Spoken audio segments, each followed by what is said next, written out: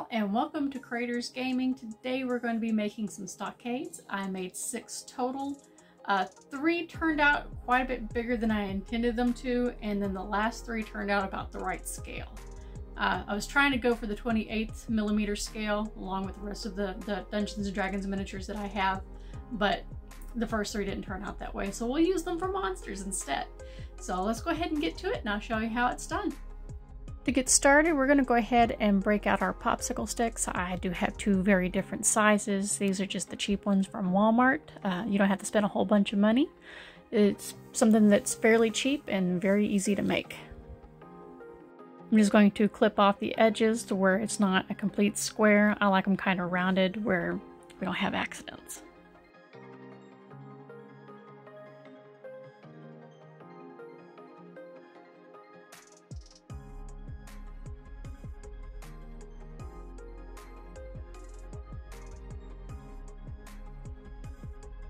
And when I was making these, I was mistakenly thinking they were the right scale, but as you'll see here in a minute, they are not.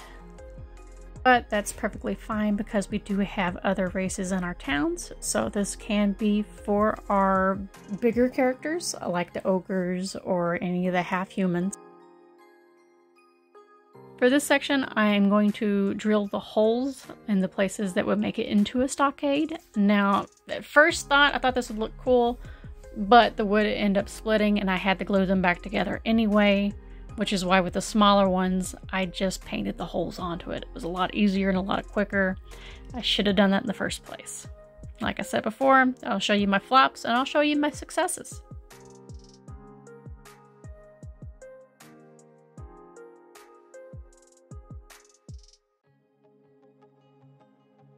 Like I've said in previous videos, when working with hot glue, please be careful that you don't burn your little fingers.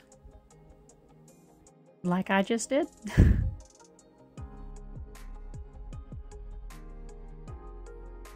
Now whenever I am gluing the post down with the hot glue, I run my glue gun around to give it some texture. That way whenever I paint it and dry brush it, it gives it more of the effect that I'm going for.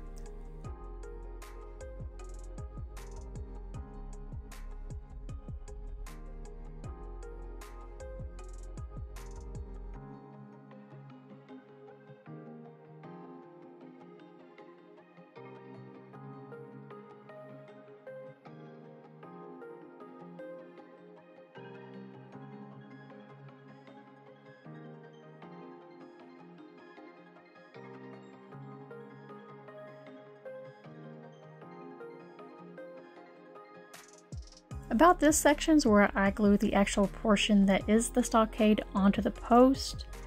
And around here I'm also thinking, like, that's a little too tall. So I try to take it off, snip some of it down to make it a little shorter, but even with that, it didn't fix the problem because the sizing is usually 5 foot per square, and if you can see through my mat there, this takes up 2 squares, which is 2 inches, so none of our adventurers are quite that wide.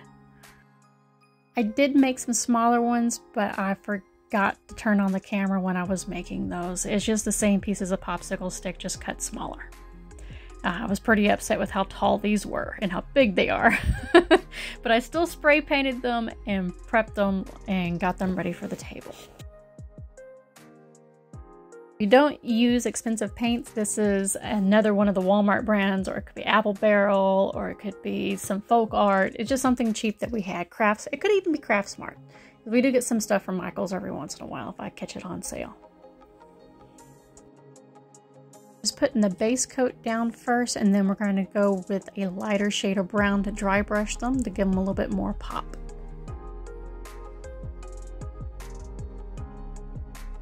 If only I would remember to keep it in the frame.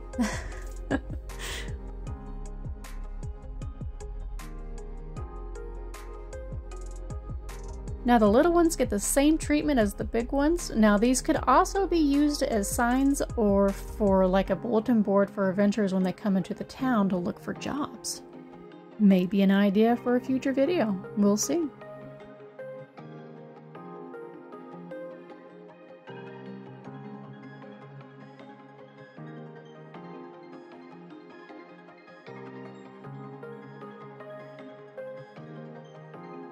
I do love my dry brushing. It brings out so many details that I don't have to sit there with a teeny tiny little paintbrush and try to replicate it when I can just brush off most of the paint and then go over it. And if you go a little too hard on it, you can always wash it with some ink and it'll dull down the colors. But with most of these craft paints, they already dull down a little bit anyway because these are acrylics.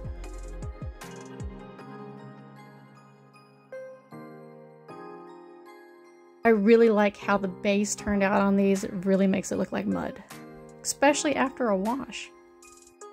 Now with this one, we're just painting the little head holes and the armholes, just using black craft paint. And I will be doing a light line with the white paint to kind of give it a three-dimensional look because I didn't feel like dealing with the drill and all the hazards that come with that. Making sure to paint both sides of the board because you have to have a place for your head to go through. Now I do use an off-white instead of just a regular bright white. That way it's not so harsh. Really like the effect that this gives me.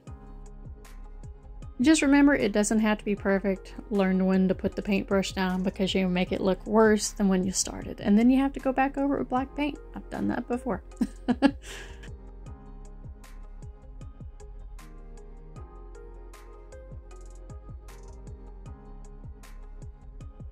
I'm not too terribly upset on how they turned out, even the big ones. But as you can see, it looks great. Yeah, there you have it. Here's the one where it's a bit bigger than I intended it to be, but it still works. And then you have the ones where I just painted the holes onto it. So I think it turned out pretty good.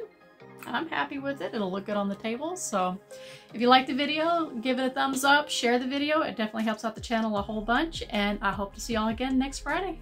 Bye.